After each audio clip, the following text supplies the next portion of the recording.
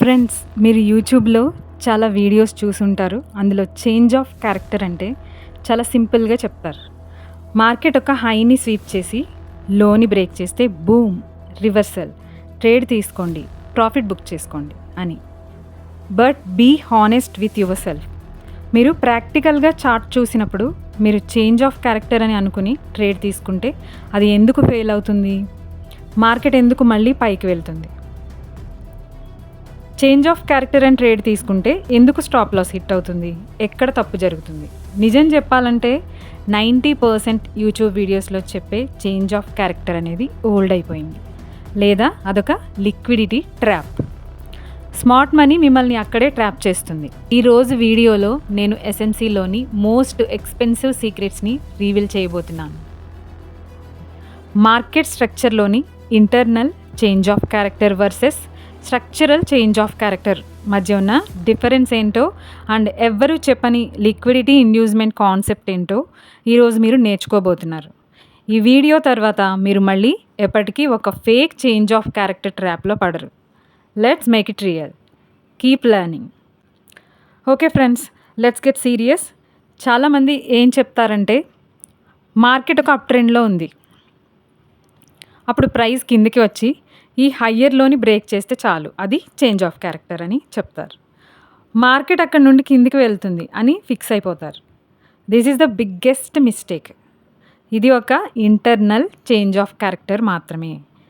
ఇది ఓన్లీ ఒక రీట్రేస్మెంట్కి హింట్ అవ్వచ్చు, కానీ మొత్తం మార్కెట్ స్ట్రక్చర్ రివర్సల్ కాదు. Structural change of character versus inducement. ఇక్కడ ఉంది అసలైన ఎస్ఎంసీ సీక్రెట్. మనం ఎంట్రీ తీసుకునే చేంజ్ ఆఫ్ క్యారెక్టర్కి 2 క్వాలిటీస్ అనేది ఉండాలి. ఫస్ట్ వన్, అది ఒక స్ట్రక్చరల్ చేంజ్ ఆఫ్ క్యారెక్టర్ అయి ఉండాలి. అంటే అది ఒక మేజర్ కన్ఫర్మ్డ్ హైని కానీ లోని కానీ బ్రేక్ చేయాలి. But wait, there is more. దానికి ముందు ఒక ఇండ్యూస్మెంట్ అనేది జరగాలి. ఇండ్యూస్మెంట్ అంటే ఏంటో తెలుసా? The లూర్ for retail traders. Market ఏం చేస్తుందంటే ఒక రివర్సల్ లాంటి చిన్న ప్యాటర్న్స్ని క్రియేట్ చేసి రీటైల్ ట్రేడర్ని ఇది చేంజ్ ఆఫ్ క్యారెక్టర్ అని నమ్మించి వాళ్ళని ట్రేడ్లోకి ఎంటర్ అయ్యేలా చేస్తుంది. వాళ్ళు ఎంటర్ అయిన తర్వాత వాళ్ళ స్టాప్ లాస్లన్నీ, అంటే లిక్విడిటీ, స్వీప్ చేయడానికి మార్కెట్ మళ్ళీ పైకి వెళ్తుంది. అంటే ఈక్వల్ హైస్ని స్వీప్ చేసే విధంగా.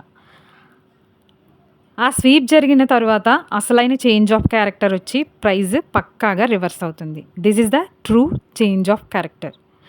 దీనికి ముందు ఒక లిక్విడిటీ ఇండ్యూస్మెంట్ లేకుండా వచ్చే చాక్ అనేది 99% టైమ్స్ అనేది ఫెయిల్ అవుతుంది.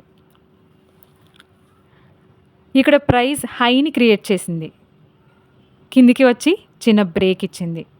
చాలామంది ఇది చేంజ్ ఆఫ్ క్యారెక్టర్ అనుకుని సెల్ చేశారు. బట్ బూమ్, మార్కెట్ మళ్ళీ పైకి వెళ్ళి వాళ్ళ స్టాప్ లాస్లని స్వీప్ చేసింది. ఈ స్వీప్ జరిగాక ఒక strong confirmed change of character అనేది వచ్చింది. Look at that move after that. మీరు ఫాల్స్ చేంజ్ ఆఫ్ క్యారెక్టర్ని ఇండ్యూస్మెంట్ అని ఐడెంటిఫై చేసుంటే మీరు ట్రాప్లో పడేవారు కాదు. ఆ తర్వాత వచ్చిన అసలైన మూవ్ని ఈజీగా ట్యాప్ చేసేవారు. ఓకే ఫ్రెండ్స్, ఇప్పటి వరకు మనం థియరీ చూసాం కదా. ఇప్పుడు ఈ లైవ్ చార్ట్ ఎగ్జాంపుల్ని చూడండి. మార్కెట్ ఒక పక్కా అప్ ట్రెండ్లో ఉంది. ఇక్కడ మీరు అబ్జర్వ్ చేస్తే చిన్న చిన్న పుల్ బ్యాక్స్ వచ్చినప్పుడు చాలామంది కన్ఫ్యూజ్ అవుతారు. ఇక్కడ పాయింట్ చేసిన ఇంటర్నల్ ఇండ్యూస్మెంట్ని చూడండి.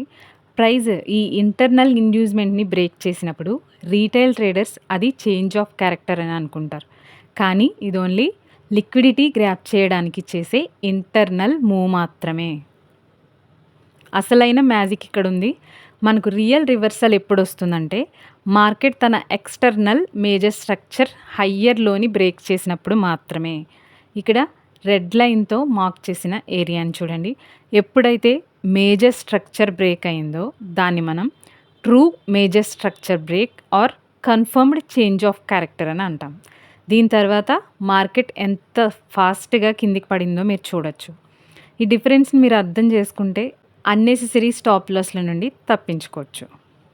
సో ఫ్రెండ్స్, గుర్తుంచుకోండి, ప్రతి బ్రేక్ అనేది చేంజ్ ఆఫ్ క్యారెక్టర్ కాదు, అది ఇంటర్నల్ ఇండ్యూస్మెంటా లేక మేజర్ స్ట్రక్చర్ బ్రేకా అనేది ఐడెంటిఫై చేయడం ప్రాక్టీస్ చేయండి. ఓకే, ఈ వీడియో మీకు హెల్ప్ అయిందని ఆశిస్తున్నాను. ఇలాంటి మరిన్ని సీక్రెట్స్ కోసం ట్రేడ్ విత్ డిసిప్లైన్ని ఫాలో అవ్వండి. నెక్స్ట్ వీడియోలో మనం internal versus external liquidity pools గురించి మరిన్ని ఇంట్రెస్టింగ్ విషయాలు మాట్లాడుకుందాం. అప్పటి వరకు keep learning, trade with discipline. Thank you.